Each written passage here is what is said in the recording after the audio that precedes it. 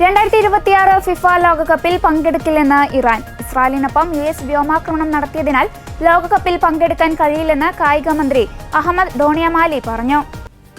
ഇറാന്റെ പരമോന്നത നേതാവിനെ വധിച്ചതിനാൽ ഒരു കാരണവശാലും ലോകകപ്പിൽ പങ്കെടുക്കുവാൻ കഴിയില്ലെന്ന് കായികമന്ത്രി അഹമ്മദ് ഡോണിയാമലി ഇറാൻ സ്റ്റേറ്റ് ടെലിവിഷനോട് പറഞ്ഞതായി റിപ്പോർട്ടുകൾ. ന്യൂസിലൻഡിനും ബെൽജിയത്തിനും എതിരായ 2 മത്സരങ്ങൾ ലോസ് ആഞ്ചൽസിലും തുടർന്ന് ഗ്രൂപ്പ് ഘട്ടത്തിലെ അവസാന മത്സരത്തിൽ സിയാറ്റിലിൽ ഈജിപ്തിനെതിരെയും കളിക്കുവാൻ ഇറാൻ നിശ്ചയിച്ചിരുന്നു. എന്നാൽ ഫെബ്രുവരി 28-ന് യുഎസും ഇസ്രായേലും വ്യോമാക്രമണം ആരംഭിച്ചതോടെ അവരുടെ പങ്കാളിത്തം സംശയത്തിലായി. US പ്രസിഡന്റ് ഡൊണാൾഡ് ട്രംപ് ഇറാനെ ലോകകപ്പിൽ മത്സരിക്കുവാൻ സ്വാഗതം ചെയ്യുമെന്ന ഉറപ്പ് നൽകിയതായി FIFA president Gianni Infantino social മീഡിയയിൽ പോസ്റ്റ് ചെയ്തിരുന്നു.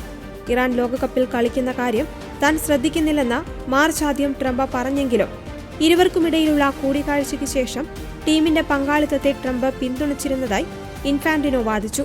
എന്നാൽ ലോകകപ്പിൽ അവരുടെ ടീം പോകേണ്ടതുണ്ടോ എന്നതിനെക്കുറിച്ച് ഇറാൻ ഉദ്യോഗസ്ഥർ ഇതിനകം സംശയങ്ങൾ പ്രകടിപ്പിക്കുവാൻ തുടങ്ങിയിരുന്നു.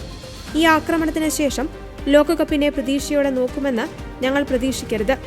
ഏഷ്യൻ ഫുട്ബോൾ കോൺഫെഡറേഷൻ വൈസ് പ്രസിഡന്റും ഇറാനിലെ മുൻനിര സോക്കർ ഉദ്യോഗസ്ഥനുമായ മഹ്ദി താജ് കഴിഞ്ഞ ആഴ്ച പറഞ്ഞു.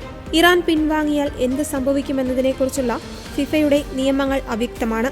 അതിനിടെ ഓസ്ട്രേലിയയിലെ വിമൺ ഏഷ്യൻ കപ്പ് ഫുട്ബോൾ ടൂർണമെന്റിൽ നിന്ന് ടീം പുറത്തായതിനു ശേഷം ഇറാൻ പ്രതിനിധി സംഘത്തിലെ 6 അംഗങ്ങൾക്ക് മാനുഷിക വിസ അനുവദിച്ചു. തുടക്കത്തിൽ 5 കളിക്കാർ അഭയം തേടിയിരുന്നു. ഓസ്ട്രേലിയയിലെ ആഭ്യന്തരകാര്യമന്ത്രി ടോണി ബർഗ് സ്ഥിരീകരിച്ചതനുസരിച്ച് മറ്റൊരാളും ടീമിന്റെ സപ്പോർട്ട് സ്റ്റാഫിൽ ഒരാളും രാജ്യത്ത് തുടരുവാനുള്ള ആഗ്രഹം പ്രകടിപ്പിച്ചു.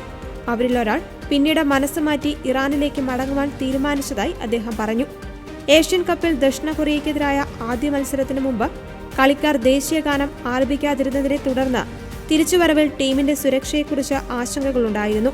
ഓസ്ട്രേലിയയോട് ഇറാനിയൻ ടീമിന് മുഴുവൻ അഭയം നൽകുവാൻ ട്രംപ് ആവശ്യപ്പെട്ടിരുന്നു.